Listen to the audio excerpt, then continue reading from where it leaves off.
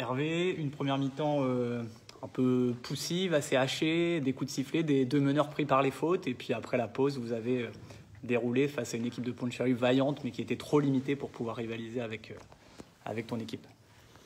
Oui, on a été sanctionné sur nos deux meneurs dès le début du match.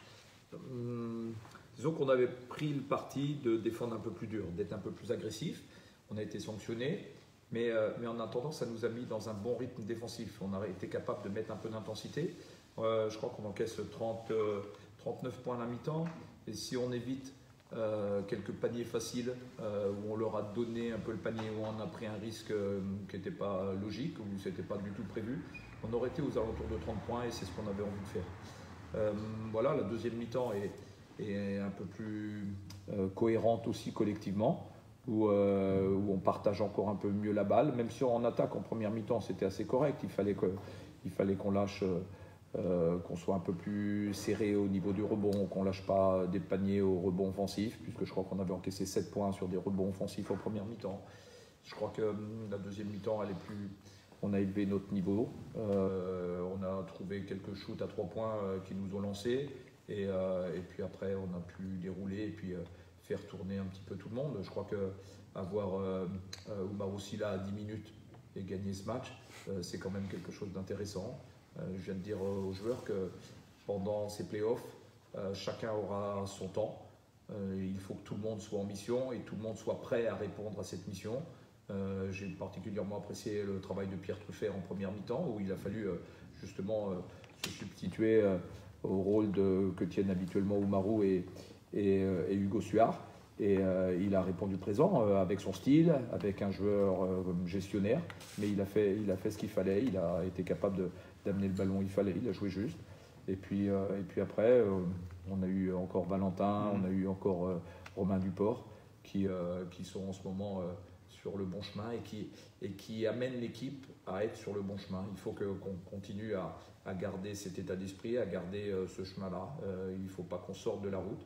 C'est un long chemin, les playoffs. On n'en est qu'au 8e de finale. Il y a encore de nombreux matchs et un prochain match contre Mulhouse, puisque Mulhouse est passé, qui sera pas si simple que ça. On se rappelle qu'on avait perdu à Mulhouse en championnat. Il faudra être capable de serrer notre défense comme on avait été capable de le faire en match retour. Bah, t'as tout dit, quasiment. Oui, vous allez retrouver Mulhouse, qui est passé contre Vitré de façon plus serrée que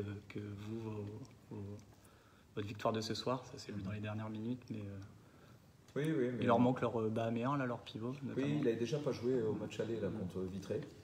On sait que c'est un joueur athlétique qui leur amène du rebond, de la course, du shoot à la périphérie. Et on avait bien contrôlé ici, mal contrôlé à Mulhouse. Ça n'empêche que c'est une équipe qui joue bien au basket, qui mérite sa place. Je crois que la dernière chose, c'est rendre hommage à cette équipe de Pont-de-Cherry. Même si ils ont pris 99-66 ce soir, c'est une équipe qui a fait une excellente saison.